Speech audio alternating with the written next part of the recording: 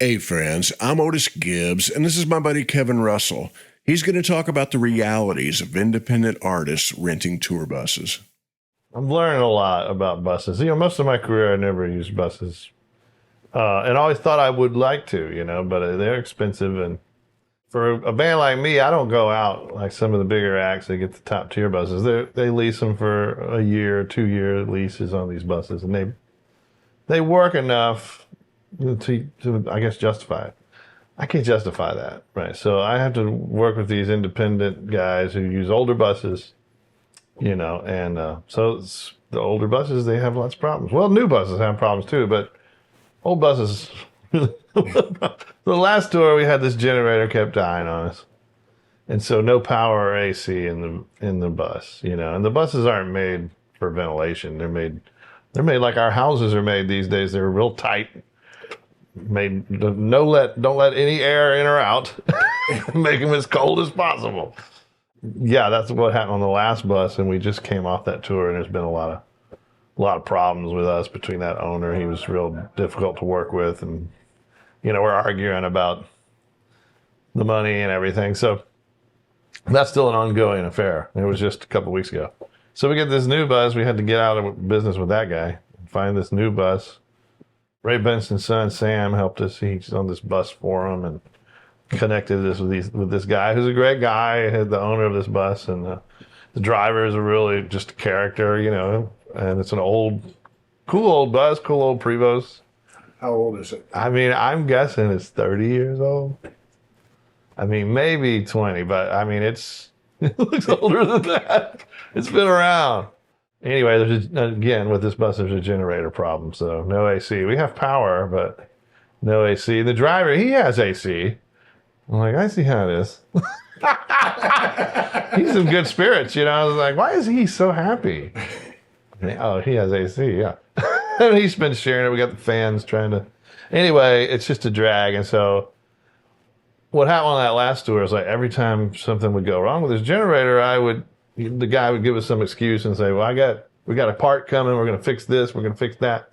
And it would put us off for a couple of days, and we'd still stick with it. And I was having to buy hotels for the band. Nobody could sleep on the bus. It's just too warm.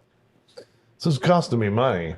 And like, that's the whole point. I had a bus, and I didn't want to get a bunch of hotels. Anyway, so that's kind of where I'm at now. I'm a little bit triggered by this because this is exactly how it started on this last run. And I'm like, okay, if this bus is not fixed tonight in Nashville, I'm not leaving Nashville on that bus. We're going to find another way. And I don't care. You should send me another bus. Whoever the owner is, he should send me another bus. And if he doesn't, then I'm looking into other options, for some vans or something. Just so people know, yeah, it's 99 degrees in Nashville today. Yeah. Yeah, I mean, it's 90 degrees on the bus, and we've been sitting in it for 2 days and sweating. And everybody's real cool about this. It's the most resilient band in the world. It's incredible. Yeah. The dispositions of these people. I mean, and I've apologized, and I don't need to apologize. We're in it together, and they're just great people. So hats off to my band. Yeah, I mean, that for years I didn't want to have one because it seemed too expensive. But once I have this giant band, there's 9 people on stage plus 2 crew plus a driver. So it's 12 of us, and that's 12. Well, 6, 8 hotels I'd have to get, and hotels used to be affordable, but even before COVID, like, they just shot up. I'm not quite sure why the economics of that happened the way it did, but like all of a sudden hotels were really effing expensive. So that's why, it's about the same really. And it's basically a rolling green room, so it's convenient to have all your stuff with you. And if you don't have a great green room or something, you have the bus always. If it's hot, and you have AC on the bus and the generator works, well, that's great, So it's kind of ideal for us. And in Texas, a lot of times we get doing these little town festivals in the summer, and man, it's hot as blazes, and they don't have any kind of decent green room. They might have some little RV that's, no AC going in it. And they expect everybody to bring a bus because a lot of the Texas guys, how a lot of those red dirt guys, Texas country guys, they all have buses. A lot of them own their own buses, and they just tool around in them, and they don't really hardly ever leave Texas. But it makes a lot of sense when you start seeing the kind of shows they do and how poor often the hospitality backstage is usually very poor. And some of these festivals are operating on shoestring budgets.